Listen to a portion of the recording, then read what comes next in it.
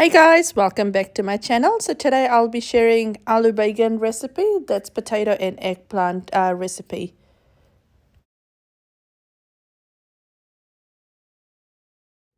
So in terms of ingredients, we've got one tomato that we've thinly diced.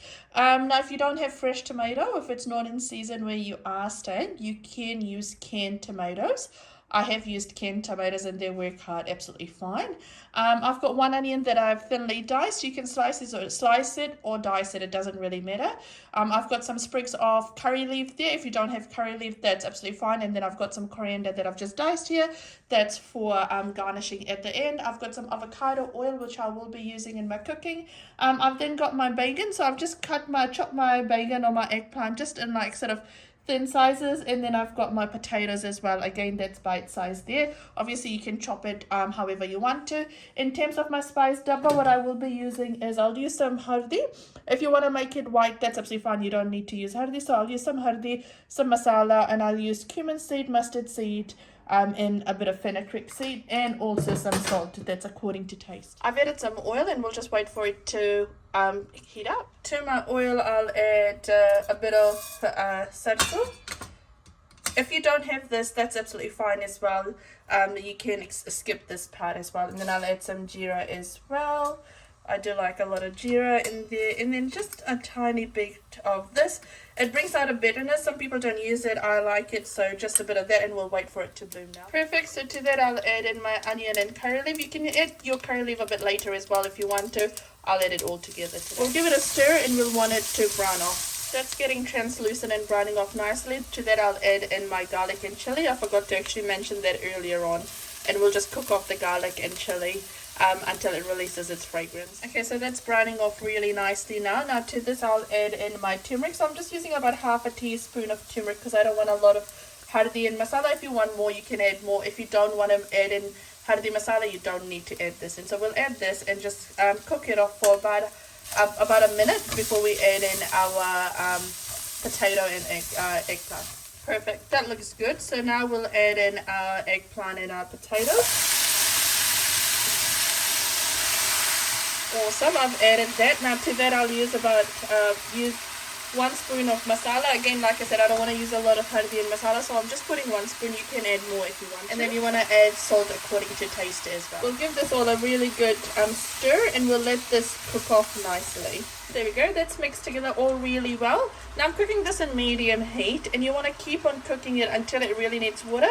The eggplant already has a lot of moisture just because I had it soaked in some water anyway, and you really want to brown it off nicely. So I'll probably brown it off for about 5 to 10 minutes with the quantity that I'm using. Obviously, depending on the quantity and the pot and the heat that you are using, your timing will vary. So I'll show you what it looks like. Throughout the process, you just want to keep on checking it and stirring it in between. There we go. There's still a lot of moisture in there, so this can continue to cook.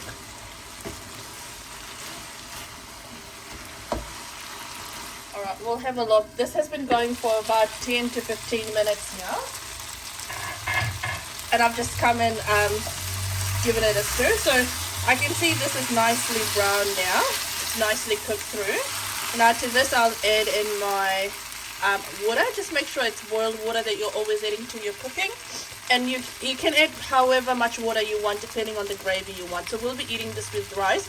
So I do want a tiny bit of gravy. So what I'll do is I'll add my hot water, and we'll just let this cook off. Depends on how long it'll take for your potatoes to cook as well. So there we go. And you can keep adding water as you go. So that's looking really good now. And just cover it up and let this cook. Once it's 3/4 way done, I'll add in my tomatoes, and I'll show you once I add. So my curry's cooking away nicely, and it's about 3/4 way done. To that, I'll add in my tomatoes. We'll give it a stir and just let it cook with the curry. If you're using canned tomatoes, you can add it this time as well. Canned tomatoes gives it a nice red color as well, so that's always really nice as well. So there we go, that's all done. To this, I've just added in my coriander, and I've just left a bit of gravy to this because we'll be having it with rice, and I don't know if you can see my rice is just cooking on the side there, but the color just looks so good. Like I said, if you add canned tomato, it will make it look nice and red as well. But there we go. Oops. Here we are, and I'll serve it up and I'll show you guys what that looks like. Thank you so much for watching there, guys. And now if you do like my channel, feel free to share, like and subscribe, and do let me know what else you want me to post. Take care. Bye.